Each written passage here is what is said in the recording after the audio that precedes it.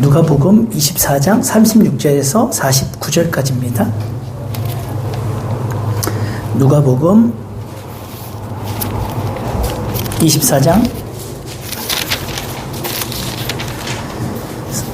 36절에서 49절까지 말씀입니다. 잔젓이 교독하시겠습니다. 이 말을 할 때 예수께서 친히 그들 가운데 서서 이르시되 너희에게 평강이 있을지어다 하시니 그들이 놀라고 무서워하여 그 보는 것을 영으로 생각하는지라. 예수께서 이르시되 어찌하여 두려워하며 어찌하여 마음에 의심이 일어나느냐. 내 손과 발을 보고 나인 줄 알라. 또 나를 만져보라. 영은 살과 뼈가 없으되 너희 보는 바와 같이 나는 있느니라. 이 말씀을 하시고 손과 발을 보이시나 그들이 너무 기쁨으로 아직도 믿지 못하고 놀랍게 여길 때에 이르시되 여기 무슨 먹을 것이 있느냐 하시니 이에 구운 생선 한 토막을 드리니 받으사 그 앞에서 잡수시더라.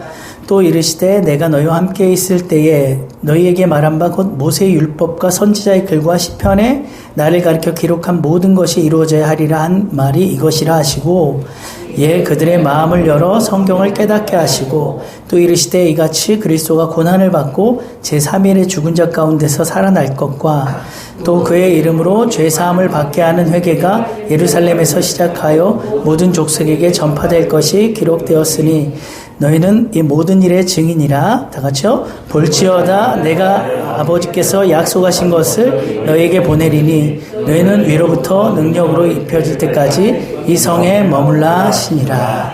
아멘. 할렐루야. 부활 설교를 지금 3번에 걸쳐서 하는데 하나님께서 아무래도 부활의 교리가 참 인간이 믿기 쉽지 않기 때문에 이렇게 계속해서 3번에 걸쳐서 이렇게 말씀을 주시는 게 아닌가 하는 생각이 듭니다. 오늘 또 2부 예배 때 너무나도 큰 은혜를 주셨고 참 많은 것을 깨닫게 하는 귀한 시간이었던 것 같습니다. 작년에 독일의 시사주간지 슈피겔즈에서 부활절을 기해 이제 기독교 신자들의 부활 신앙에 대해 특집 기사를 냈습니다. 그런데 충격적인 문장 한 줄이 아주 간담을 서늘하게 했는데요. 무슨 말이었냐면 하늘은 비어있다라는 말이었어요. 하늘은 비어있다. 부활과 영원한 삶은 기독교의 중심임에도 불구하고 기사를 보면 독일에 있는 수백만의 가톨릭과 개신교인들이 더 이상 그것을 믿지 않는다는 것입니다. 첫 번째 질문은 하나님의 존재를 믿는가였고 두 번째 질문은 하나님을 믿는다면 예수님의 부활을 믿느냐는 질문이었습니다. 교인의 55%만이 하나님의 존재를 믿는다고 답했고 하나님의 존재를 믿는 그 절반의 신자들만이 그 중에 절반만이 부활을 믿는다라고 대답을 했습니다. 즉 신자들 4명 중에 1명만이 예수님의 부활을 믿는다는 것입니다. 참 너무나도 놀랍고 안타까운 일이 아닐 수가 없습니다. 만약 우리 한국교회를 조사해보면 어떨까요? 아마 우리 한국교회는 우리 주님의 교회만 조사해봐도 90% 이상 나올 텐데 참 이 부활에 대해 그렇게 믿을 텐데 참 안타깝습니다. 제가 수치를 너무 높게 잡았나요? 아니죠? 자, 제 생각에는 이성적인 좀 서구 기독교보다는 종교성으로 신앙을 받아들인 한국 기독교가 더 많은 신자들이 부활을 믿는다고 답할 것 같은데 사실 뚜껑을 열어봐야 알겠죠. 그건 하나님만이 아시겠죠. 우리가 오늘 본문을 통해서 맹목적이고 피상적인 부활신앙보다는 어떻게 부활신앙을 믿고 어떻게 주님의 증인이 될 수 있는지 깨닫게 되는 그런 시간이 되었으면 좋겠습니다. 여러분 우리가 성경을 아는 것과 믿는 것은 분명히 다르다고 말씀을 드렸습니다. 예수님의 부활을 목격한 제자들을 보면 처음에는 믿지 않았지만 나중에는 십자가의 부활의 증인이 되어서 생애를 바쳤고 목숨도 아끼지 않고 예수님의 증인이 되었던 것을 볼 수가 있습니다. 그래서 증인이라는 말과 순교자는요 그 어원이 같습니다. 우리가 성경을 단지 아는 정도로는요 이 주님의 증인 곧 순교자의 삶을 살기가 어렵습니다.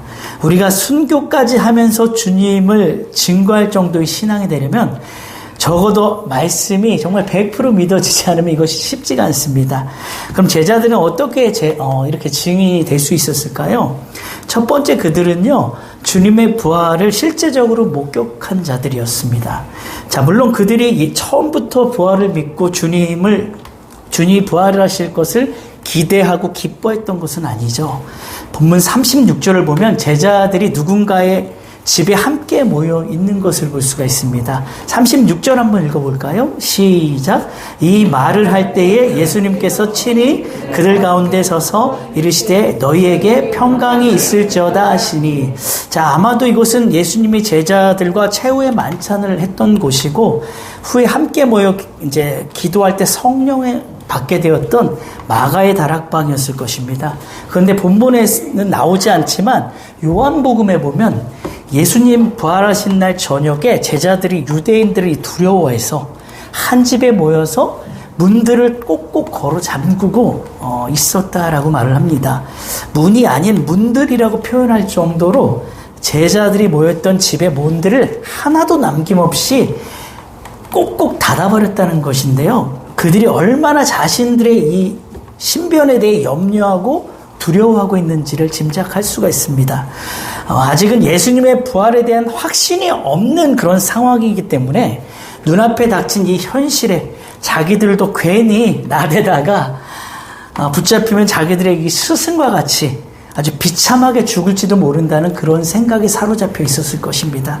그래서 36절에 보면 예수님께서 친히 오셔서 그들 가운데 나타나셔서 가장 먼저 하신 말씀이 너희들에게 평강이 있을지어다 라고 말씀하신 것이죠. 자, 여러분, 제자들이 두려워한 이유가 무엇일까요? 자, 두려워한 이유는요, 바라봄의 대상이 어긋났기 때문이에요. 자, 이게 무슨 말이냐? 이들은 두려움보다는 부활에 대한 그 기대감의 감정이 자, 주님이 만약에 십자가 지시기에 수차례에 걸쳐 해주셨던 그 부활의 말씀을 믿었더라면, 자, 그 말씀을 믿었더라면 이들이 두려움보다는 어떤 감정이 많겠습니까? 예수님의 부활에 대한 기대하는 감정이 많았겠죠. 더 컸겠죠. 자, 그러나 이들이 부활의 말씀을 믿지 않았기 때문에 이들이 문제나 상황들을 보게 되었고 자기들이 처한 그 현실을 보게 되는 거예요. 자, 그러니까 문제와 상황들은 어떻습니까? 감당할 수 없는 상황입니다. 너무나도 두려운 현실이에요. 너무나도 그 현실이 문제가 거대하기 때문에 근심과 두려움에 사로잡히게 되는 겁니다. 그래서 당시 제자들에게 있어서 예수님의 부재는요, 상당히 절망적인 일이었어요. 3년 동안 동고동락하면서 늘 함께 하셨던 분이 더 이상 함께 하시지 않는다는 이 사실은 이들의 모든 희망이 사라졌음을 의미하는 것입니다. 자, 우리도 마찬가지죠. 주님의 부재는 무엇의 부재일까요? 말씀의 부재입니다. 말씀의 부재는 곧 말씀을 믿지 않는다는 것이고, 말씀을 믿지 않음으로 인해서 결국 바라봄의 대상이 바뀌게 되고 두려움이 생기게 되는 겁니다. 자, 그래서 우리에게 주신 최고의 축복이 바로 평강임을 믿으시기 바랍니다. 자, 바라봄의 대상이 오직 주님이 될 때 우리 안에 놀라운 하나님의 평강이 임하게 되고 모든 두려움이 사라지게 되는 줄 믿습니다. 이 평강의 복을 여러분 다 누리시길 축복합니다. 자, 그런데 37절을 보면요, 제자들이 부활하신 주님을 보고도 오히려 놀라고 무서워합니다. 자, 예수님을 어떻게 생각한 겁니까? 유령으로 생각했어요. 홀령으로 생각한 거예요. 영으로 생각했다라고 말하죠. 아직까지도 부활의 주님에 대한 확신이 없습니다.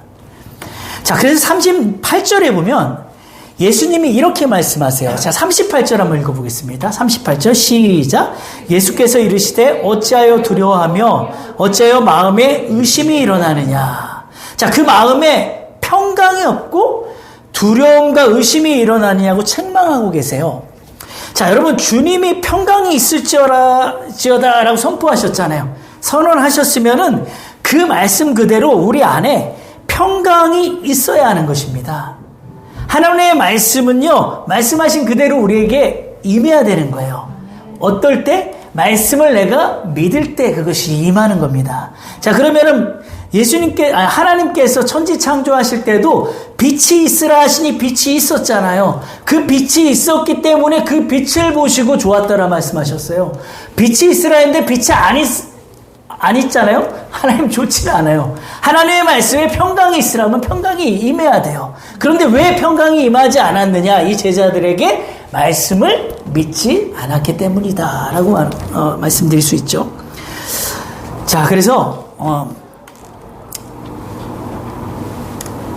주님의 평강이 있으라는 선포에도 불구하고 제자들이 두려워하고 의심한다는 것은 여전히 부활을 믿지 않는다는 것인데, 너무도 이 자상하신 우리 주님께서 제자들에게 믿음의 확신을 주기 위해서 두 가지 이제 부활의 증거를 보여주시죠.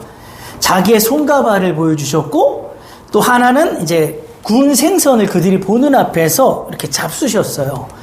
자, 우리 좀 길지만 39절에서 43절까지 한번 또 읽어보겠습니다. 시작. 내 손과 발을 보고 나인 줄 알라. 또 나를 만져보라. 영은 살과 뼈가 없으되 너희 보는 바와 같이 나는 있느니라. 이 말씀을 하시고 손과 발을 보이시나 그들이 너무 기쁨으로 아직도 믿지 못하고 놀랍게 여길 때에 이르시되 여기 무슨 먹을 것이 있느냐 하시니 이에 구운 생선 한 토막을 드리니 받으사 그 앞에서 잡수시더라. 사실 예수님의 이 부활 소식을 직접 목격하면서 또는 부활의 생생한 복음을 들으면서 그것을 믿지 못한다는 것은 예수님 입장에서 보실 때 얼마나 섭섭하고 답답한 일이시겠습니까? 예수님께서 얼마나 당신의 순환과 부활에 대해서 예고하셨어요? 예고하셨습니까?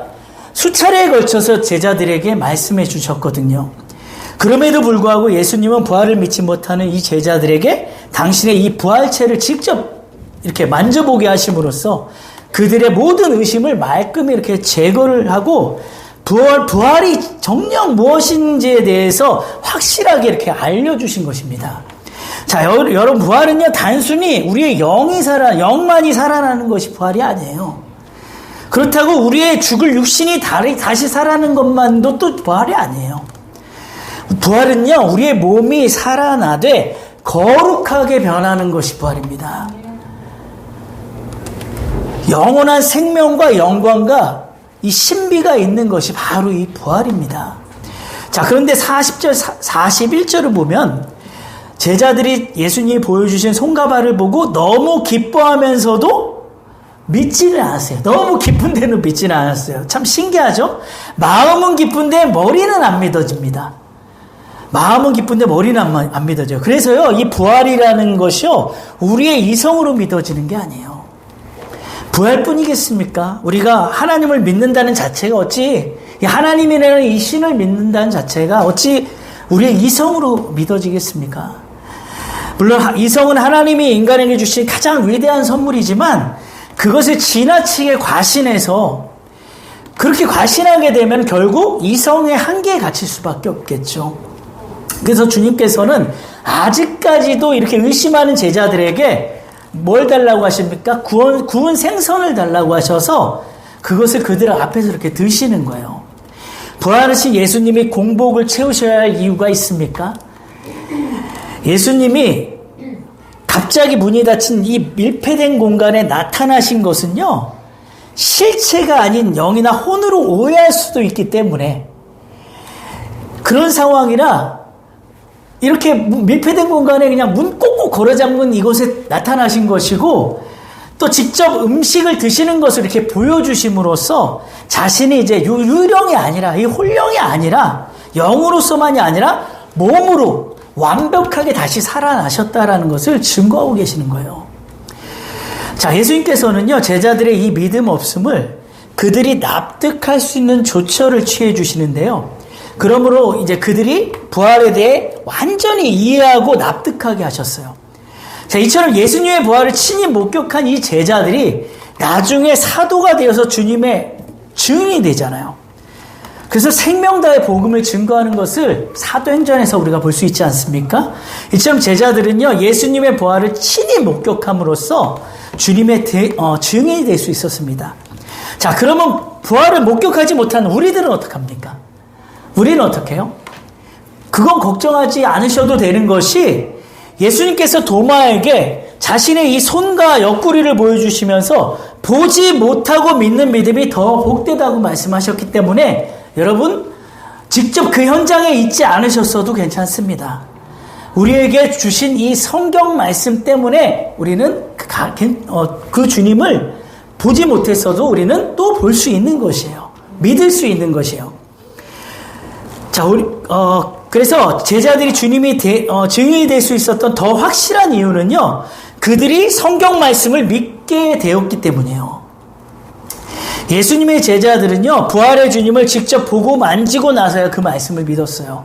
보고 만지고 나서 지금 믿고 있는, 오늘 본문 말씀에 보면은 주님을 직접 보고 나서, 만지고 나서야 예수님이 그 구운 생선을 드시는 것을 보고 나서야 그때 믿은 거예요.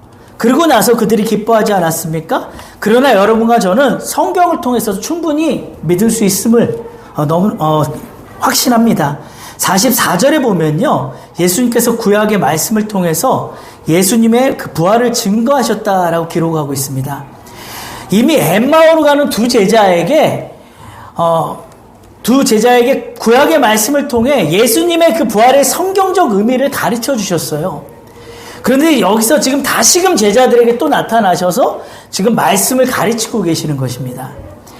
여러분, 예수님께서 부활하신 사실을 우리가 성경적으로 아는 지식이 반드시 필요합니다. 그냥 덮어놓고 맹목적으로 믿는 것이 아니라 성경을 통해 이 구원의 의미를 제대로 깨달을 때에 부활을 잘 이해할 수 있게 되는 것입니다. 자, 부활하신 예수님께서요, 다시 제자들을 모아놓고 무엇을 강조하십니까? 구약에 예언된 말씀이에요. 44절 한번 읽어보겠습니다. 44절입니다. 시작. 또 이르시되 내가 너희와 함께 있을 때에 너희에게 말한 바 곧 모세의 율법과 선지자의 글과 시편에 나를 가리켜 기록된 모든 것이 이루어져야 하리라 한 말이 이것이라 하시고, 자, 구약 성경과 이스라엘의 모든 역사가 예수님을 가리켜 기록된 것이라고 가르쳐주고 계시는 거예요. 그러니까 그동안 그 전에 예수님께서 제자들에게 이미 내가 죽은 지 3일 만에 부활할 것이라는 것을 수차례에 걸쳐 말씀해 주셨잖아요. 그런데 제자들이 안 믿었죠.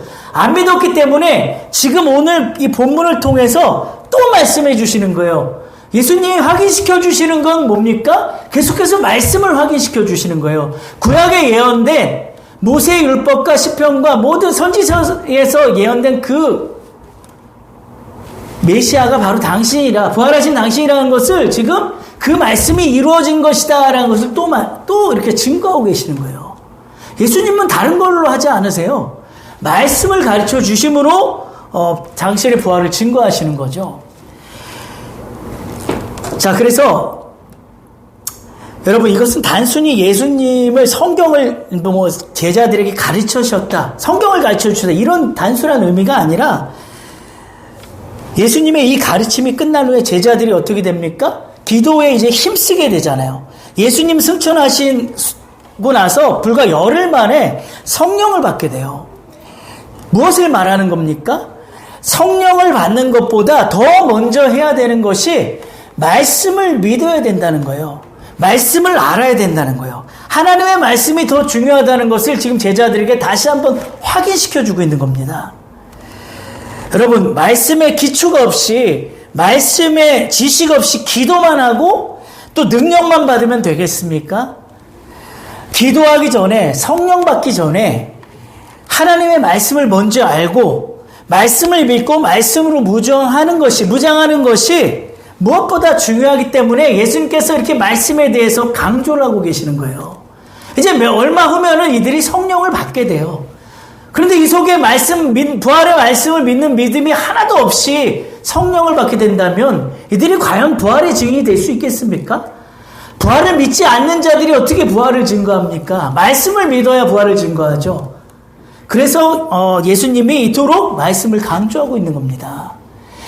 십자가 지시기 전에도 말씀을 강조하셨고 부활하신 예수님도 또 말씀을 강조하고 있는 거예요. 여러분, 성령님도요, 예수님의 이 가르치신 말씀, 곧 성경에 의해서 철저히 제한받으셔서, 이 성경에 의해 철저히 제한받으셔서 예수님과 무관한 전혀 별개의 활동을 따로 하시는 적이 없으세요. 오직 전적으로 예수님이 가르치신 성경 말씀에서 활동하시는 거예요. 성령님이 말씀이 없는 곳에서 일하시는 적이 한 번이라도 있습니까? 하나님의 예수님이 선포하신 말씀과 아무 상관없이 일하신 적이 언제 있었습니까? 그렇기 때문에 예수님의 말씀이, 부활의 말씀이 믿어진 그들에게 성령이 임한 거죠. 말씀이 믿어지지 않은 자들에게 성령이 임한 적이 언제 있었습니까? 마가의 다락방에 부활의 말씀을 믿는 그들에게 성령이 임하는 거예요. 그렇지 않습니까? 수많은 군중들이 예수님 따라다녔지만 그 중에 부활을 믿는 사람들이 어디 있었습니까? 그들에게 성령이 임하셨습니까? 아니에요. 그들이 성령을 받게 된 것은, 그 군중들이 성령 받게 된 것은 베드로가 성령 받고 나서 많은 자들 앞에 하나님의 복음을 선포할 때에, 사도행전에 보면 그때에 믿게 되는 거죠. 그러나 마가의 다락방에 성령이 오셔서 부활을 믿게 되는 거. 성령이 오신 건 부활을 믿는 그들에게 오셨다라는 거예요. 이것이 정말 중요한 말씀입니다.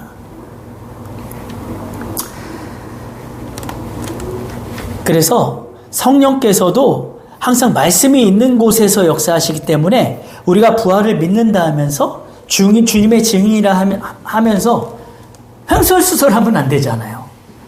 주님의 부활을 믿습니다. 이렇게 말하면서 우리가 횡설수설하면 안 되는 거예요. 하나님의 그 말씀을 믿는 그 신앙이 우리 속에 정립이 되어 있어야 하는 거예요. 말씀으로 믿는 거지 무슨 맹목적으로 주님 부활 믿죠? 이게 아니라는 거예요. 주님도 그래서 이렇게 말씀을 계속해서 제자들에게 강조하시는 겁니다.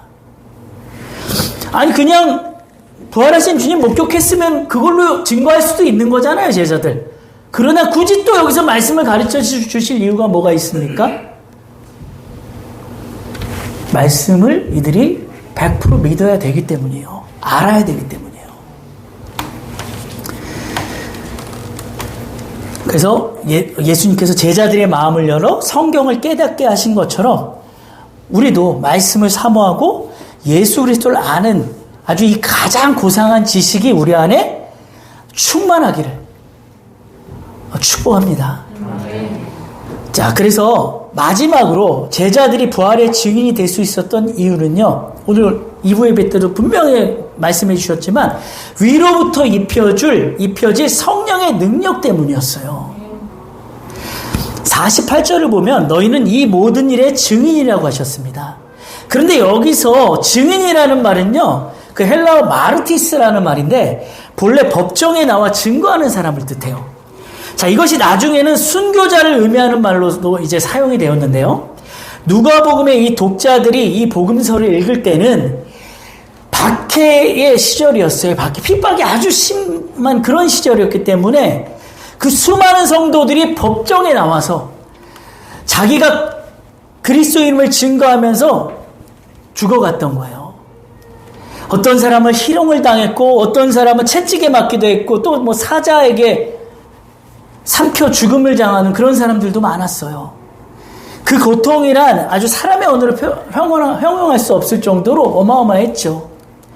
그러나 성령의 증언이나 그의 역사의 기록을 살펴보면 이들이 이러한 순교적인 일들을 구차히 피하지 않았다라고 말합니다. 피하지 않았대요. 순교당하는 일을 피하지 않았대요.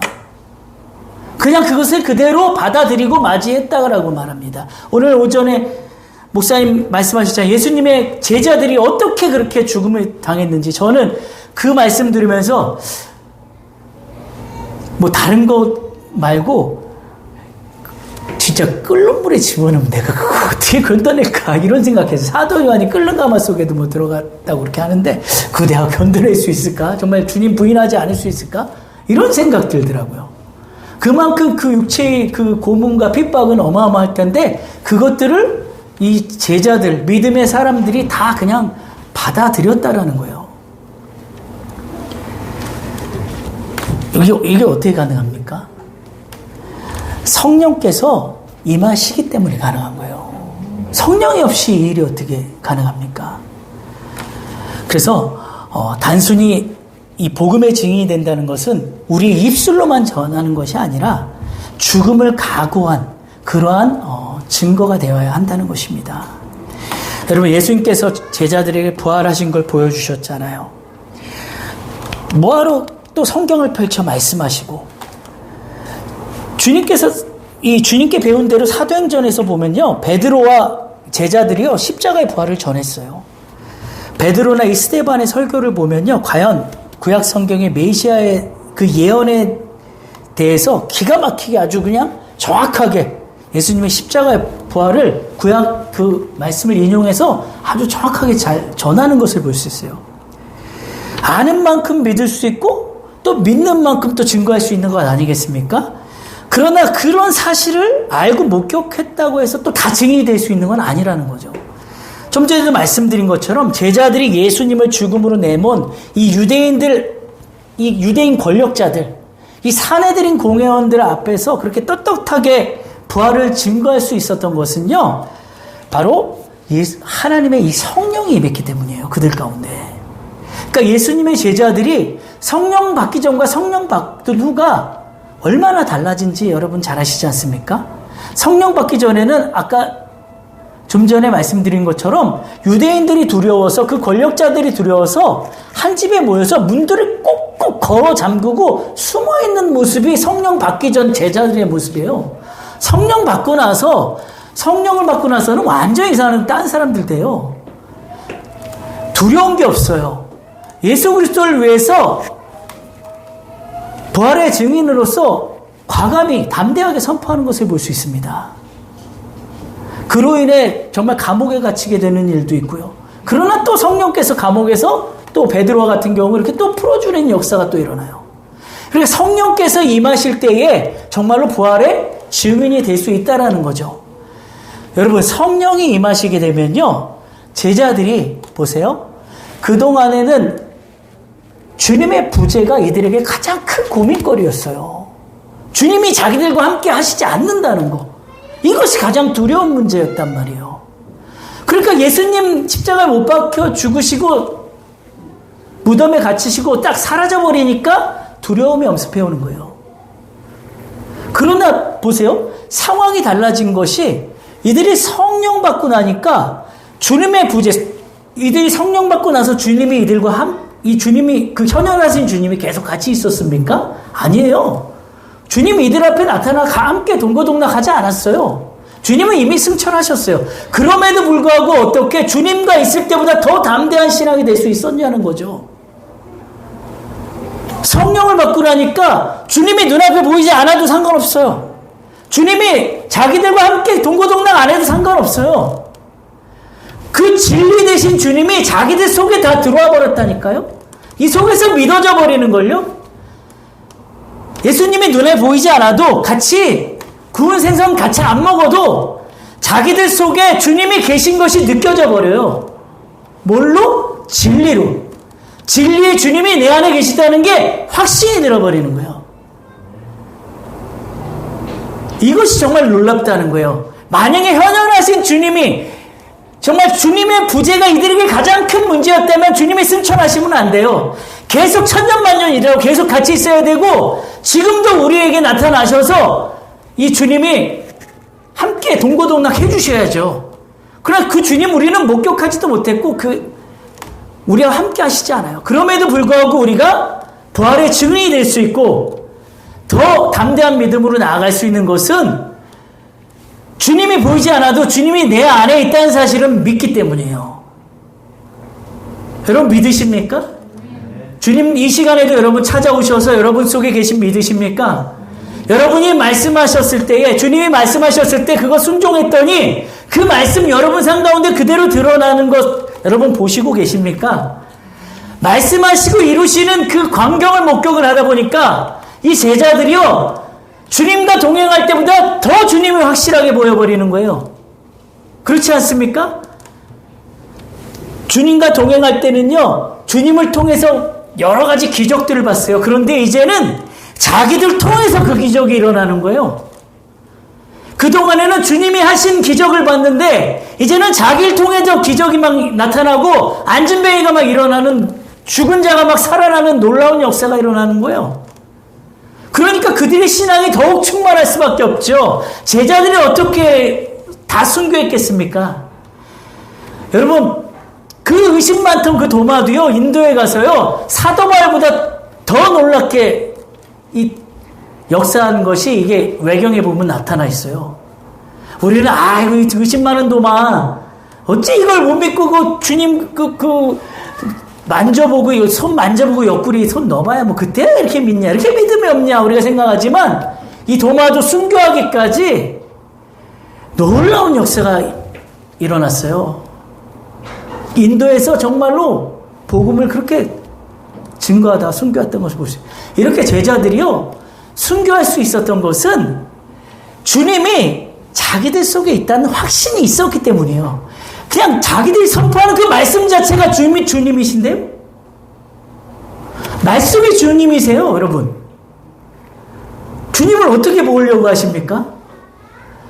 주님이 정말로 때로는 우리 믿음 없을 때 환상 가운데 꿈에서 그게 나타나 보여주시죠. 예전에 제가 한번 말씀드렸잖아요. 저희 아버지 같은 경우는 시한부 인생으로 너무 괴로워서 사업하다 잘 나가던 분이 쓰러지고 나서 너무 괴로워가지고 우리 교회 갔을 때 아무도 없을 때 혼자 있을 때 손목 그어서 자살하려고 했어요. 근데 예수님 나타나 버렸어요. 그 방에.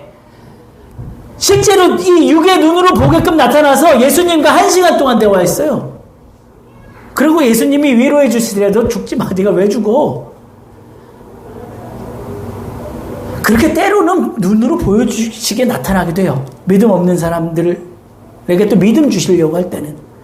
예수님께서 제자들에게 직접 나타나신 것은 물론 몸의 부활을 또한 증거하시기 위함도 있지만 그들의 믿음 없음을 보시고 믿음을 주시기 위함이었고, 그들에게 말씀을 전하신 것도 이 말씀을 제발 좀 믿으라는 것이었고, 이제는 성령을 받게 된 제자들이 말씀을 증거할 때에 놀라운 성령의 역사가 나타나는 것은 주님이 일하신다는 그 확신을 또 갖게 되는 것 아니겠습니까? 여러분, 그래서요, 우리가 주님 어떻게 믿어야 되냐면 말씀을 통해 믿으시면 돼요. 이것이 가장 건강한 신앙입니다. 여러분, 환상 중에 뭐 보고 하는 거 때로는 알려주실 수도 있지만, 여러분 기도하지만, 저 옛날에는요, 하도 보는 분들이 부러워서 하나님 저도 좀 제발 좀 한 번만 좀 주님 좀 보여주세요. 그렇게 많이 기도했는데 그거 봐도 뭐 별 수 없더라고요. 그렇게 뭐 환상으로 예수님 보여주고 별의별 걸 다 보는 분들도 제가 전에 한번 말씀드렸는데 못 들으신 분들이 있어요. 한 번 더 간직하는데, 성도 집사님 분들 중에 어떤 분은요, 여기서 설교하는 목사님이 예수님으로 싹 바뀌어버리는 것도 본 분들도 많아요. 분명히 목사님이 올라가서 설교를 하는데 설교 중에 목사님 가슴이 확 열리더니 목사님 사라져버리고 예수님으로 싹 바뀌어버리더래요. 아주 건장한 청년이 설교를 하더라는 거예요. 아주 멋있고 잘생긴. 항상 왜 이렇게 환상 중엔 잘생긴 분들로 나오죠, 우리 예수님? 성경에 보면 아주 볼품 없었다 그랬는데 분명히. 그러니까 그만큼 부활의 주님, 그 영광의 주님은 그렇게 그런 멋있는 모습으로 왜 보여줄까요? 그만큼 하나님의 말씀이 멋있다는 거예요. 하나님의 말씀하시고 이루시는 그 역사들이 멋있다는 거예요, 하나님. 그래서 그렇게 잘생긴 모습으로 보여주는 거예요. 예수님 그 외모가 잘생겼다는 걸 말하는 게 아니라 하나님의 말씀하시고 이루시는 이 놀라운 역사들이 멋있다는 걸 증거하는 거예요. 그렇게 본 분도요, 몇 주 있다가 교회 떠나버리더라고요. 뭐에 시험 들었는지. 그러니까 제가 정말로 느꼈어요. 저희 가정의 신앙 중에 우리 집에서 우리 아버지가 월남 다녀오시고 제일 성격이 강하고 제일 안 믿는 분이에요. 내 주먹을 믿어라. 이런 스타일이에요. 그러니까 얼마나 많은 것들을 보여주시고 환상 중에 꿈에 그렇게 많은 걸 보여주셨는지 몰라요. 그러나 우리 아버님 돌아가실 때에 아버지가 이런 유언을 하셨어요. 정말로 내가 하나님을 믿게 된 거는 나에게 보여주셨던 수많은, 그러니까 그게 뭐냐면 그 유언장을 제가 나중에서야 이걸 보게 됐거든요. 어머니가 이제 보여주시더라고요. 집에 가서 보니까 내가 하나님을 진짜 믿게 된 거, 내가 정말로 그 강팍했던 성경을 2번이나 태웠던 내가 변화된 것은 수많은 환상과 꿈에서 보여주신 그 예수님이 아니라 말씀으로 찾아오신 예수님이었다라고 이렇게 그분 때문에 내가 이렇게 변화되었다라고 고백을 하시더라고요. 그래서 여러분 말씀을 믿는 신앙 되시고 성령께서 우리에게 해주시는 가장 이 모든 놀라운 은사들은요 결국 목적이 뭡니까? 말씀 믿으라는 거예요. 그래서 우리 주님의 교회가 정말 건강하고 견고하게 또는 부흥하는 교회, 이 시대 쓰임받는 교회 되려면요 우리 모두가 말씀으로 똘똘 뭉쳐야 되고 그 말씀을 받은 말씀 가지고 기도해야 되는 것입니다. 여러분 말씀이 없는데 무슨 기도를 합니까? 뭘 기도합니까? 말씀이 없는데. 그래서 진짜 성숙한 사람들의 기도는요 결국 말씀을 바탕으로 해서 한 기도가 될 수밖에 없어요. 그럼 그 말씀을 이루시는 하나님을 보고 기뻐하는 거예요. 그래서 여러분이 꼭 말씀을 믿는 신앙 되시고 말씀이 믿어져서 여러분 삶 가운데 기도할 때 나타나는 그 놀라운 역사를 보시고 주님이시다 고백할 수 있는 여러분 되셨으면 좋겠습니다. 그래서 우리 주님의 교회가 말씀 붙들고 또 성령의 그 뜨거운 충만함 가운데 또 많은 영혼들을 살리는 그러한 교회 되기를 예수님의 이름으로 축원합니다. 자, 우리 아까 내는 주의 영광을 보내 우리 찬양하시고 기도하시겠습니다.